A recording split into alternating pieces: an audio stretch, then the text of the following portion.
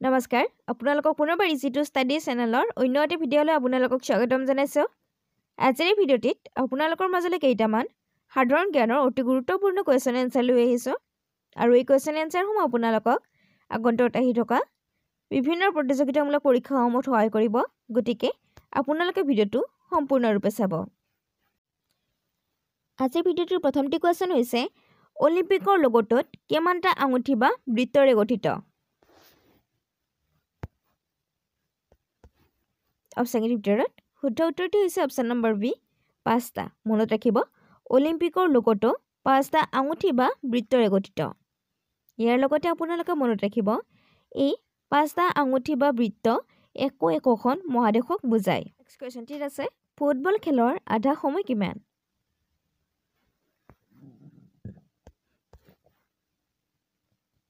অপশ্যনৰ ভিতৰত শুদ্ধ উত্তৰটি হৈছে অপশ্যন নম্বৰ ডি 45 মিনিট। মনত ৰাখিব ফুটবল খেলৰ আধা সময় হৈছে 45 মিনিট। অৰ্থাৎ ফুটবল খেলৰ 45 মিনিট সময়ৰ পিছত ফুটবল খেলত হাফ টাইম দিয়া হয়। নেক্সট কুৱেশ্যনটিত আছে ৰংগাস্বামী কাপ কোনবিধ খেলৰ সৈতে জড়িত? অপশ্যনৰ ভিতৰত শুদ্ধ উত্তৰটি হৈছে অপশ্যন নম্বৰ চি হকী। মনত ৰাখিব ৰংগাস্বামী কাপ হকী খেলৰ সৈতে জড়িত। নেক্সট কুৱেশ্যনটিত আছে ডুৰাণ্ট কাপ কোনটো খেলৰ সৈতে জড়িত? অপশ্যনৰ ভিতৰত শুদ্ধ উত্তৰটি হৈছে অপশ্যন নম্বৰ এ ফুটবল। মনত ৰাখিব ফুটবল খেলৰ সৈতে ডুৰাণ্ট কাপ জড়িত। নেক্সট কুৱেশ্যনটিত আছে দিয়াৰ ভিতৰত কোনে 2019 চনত ভাৰত ৰত্ন বঁটা লাভ কৰিছিল? অৰ্থাৎ 2019 চনত কোনে ভাৰত ৰত্ন বঁটা লাভ কৰিছিল? অপশ্যনৰ ভিতৰত শুদ্ধ উত্তৰটি হৈছে option number B Atal Bihari Vajpayee. মনত ৰাখিব 2019 চনত ভাৰত ৰত্ন বঁটা অটল বিহাৰী বাজপেয়ী লাভ কৰিছিল। নেক্সট কুৱেশ্যনটিত আছে ৰাষ্ট্ৰসংঘৰ নিৰাপত্তা পৰিষদৰ হেভেনত কিমানজন অস্থায়ী সদস্য আছে? অপশ্যনৰ ভিতৰত শুদ্ধ উত্তৰটি হৈছে অপশ্যন নম্বৰ এ 10 জন। মনত ৰাখিব ৰাষ্ট্ৰসংঘৰ নিৰাপত্তা পৰিষদৰ হেভেনত 10 জন অস্থায়ী সদস্য আছে। নেক্সট কুৱেশ্যনটিত আছে তলৰ কোনখন দেশে বিশ্ব বাণিজ্য সংস্থাৰ সদস্য নহয়? তলৰ কোনখন দেশ বিশ্ব বাণিজ্য সংস্থাৰ সদস্য নহয়?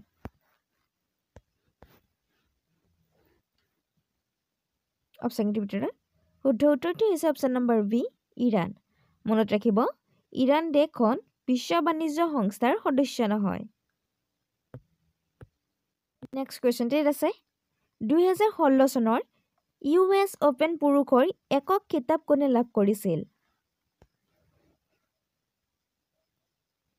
অপশ্যনৰ ভিতৰত শুদ্ধ উত্তৰটি হৈছে অপশ্যন নম্বৰ চি ষ্টেন ৱেবৰিংকা। মনত ৰাখিব 2016 চনৰ US অপেনত পুৰুষৰ একক খিতাপ ষ্টেন ৱেবৰিংকাই লাভ কৰিছিল। নেক্সট কুৱেশ্যনটিত আছে তলৰ কোনখন ষ্টেডিয়ামত শচীন তেণ্ডুলকাৰে নিজৰ 100 সংখ্যক আন্তঃৰাষ্ট্ৰীয় শতক অৰ্জন কৰিছিল?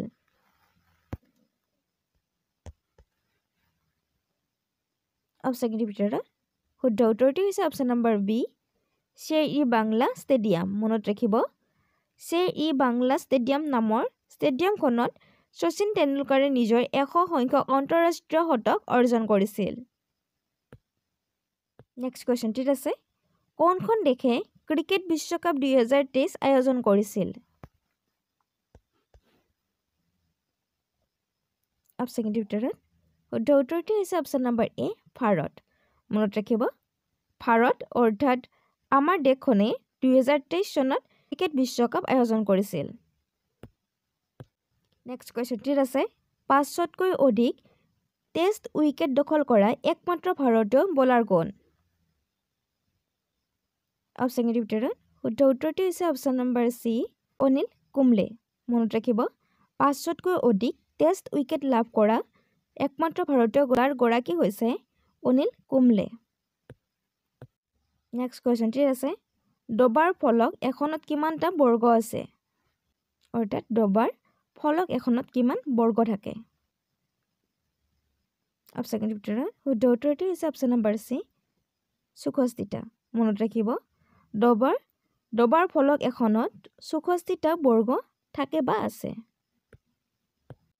নেক্সট কোৱেশ্চনটিত আছে কাক প্ৰথম বিশ্ব সংস্কৃত বঁটা প্ৰদান কৰা হৈছিল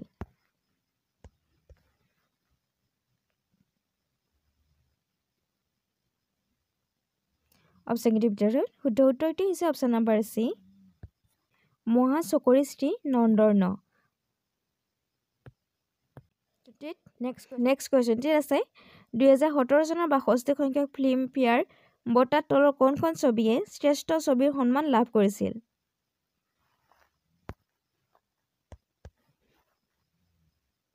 অপশ্যন ভিতৰত শুদ্ধ উত্তৰটো হৈছে অপশ্যন নম্বৰ এ দংগল নেক্সট কুৱেশ্যনটিত আছে ভাৰতীয় গান্ধী প্ৰকৃতিত এক জীৱন এই গ্ৰন্থখনৰ লেখক কোন অপশ্যন ভিতৰত শুদ্ধ উত্তৰটো হৈছে option number D Sonia Gandhi মনত ৰাখিব ভাৰতীয় গান্ধী প্ৰকৃতিৰ এক জীৱন এই গ্ৰন্থখনৰ লেখক হৈছে সোনিয়া গান্ধী কুৱেশ্যনটিত আছে আকস্মিক প্ৰধানমন্ত্ৰী গ্ৰন্থখনৰ লেখক কোন অপশ্যন ভিতৰত শুদ্ধ উত্তৰটো হৈছে অপশ্যন নম্বৰ ডি সঞ্জয় মনত ৰাখিব আকস্মিক প্ৰধানমন্ত্ৰী গ্ৰন্থখনৰ লেখক হৈছে সঞ্জয় বাৰু কুৱেশ্যনটিত আছে ভাৰতীয় পৰ্দাৰ প্ৰথম কোনগৰাকী মহিলাই ৰাজ্যসভালৈ মনোনীত হৈছিল অপশ্যন ভিতৰত শুদ্ধ উত্তৰটো হৈছে অপশ্যন নম্বৰ এ নাৰ্গিছ মনত ৰাখিব ভাৰতীয় পৰ্দাৰ প্ৰথম ৰাজ্যসভালৈ মনোনীত হোৱা মহিলাগৰাকী হৈছে নাৰ্গিছ নেক্সট কুৱেশ্যনটিত আছে বায়োটিম গ্ৰন্থখনৰ লেখক কোন অপশ্যন ভিতৰত শুদ্ধ উত্তৰটো হৈছে অপশ্যন নম্বৰ এ নমিতা গোখলে মনত ৰাখিব বায়োটাইম গ্ৰন্থখনৰ লেখক হৈছে নমিতা গোখলে নেক্সট কুৱেশ্যনটিত আছে গেমবিট তলৰ কোনটো খেলৰ লগত জড়িত অপশ্যন ভিতৰত শুদ্ধ উত্তৰটো হৈছে অপশ্যন নম্বৰ চি দবা খেলৰ লগত মনত ৰাখিব গেমবিট দবা খেলৰ লগত জড়িত নেক্সট কুৱেশ্যনটিত আছে উইম্বলডন কোনবিধ খেলৰ সৈতে জড়িত উইম্বলডন এখন ঠাইৰ নাম এই ঠাইখন কোনবিধ খেলৰ সৈতে জড়িত অপশ্যন ভিতৰত শুদ্ধ উত্তৰটো হৈছে অপশ্যন নম্বৰ এ লন টেনিছ নেক্সট কুৱেশ্যনটিত আছে 2019 চনৰ চুলতান আজান শ্বাহ কাপ কি প্ৰতিযোগিতাখন কোনখন দেশত আয়োজন কৰিছিল অপশ্যন ভিতৰত শুদ্ধ উত্তৰটো হৈছে অপশ্যন নম্বৰ এ মালয়েছিয়া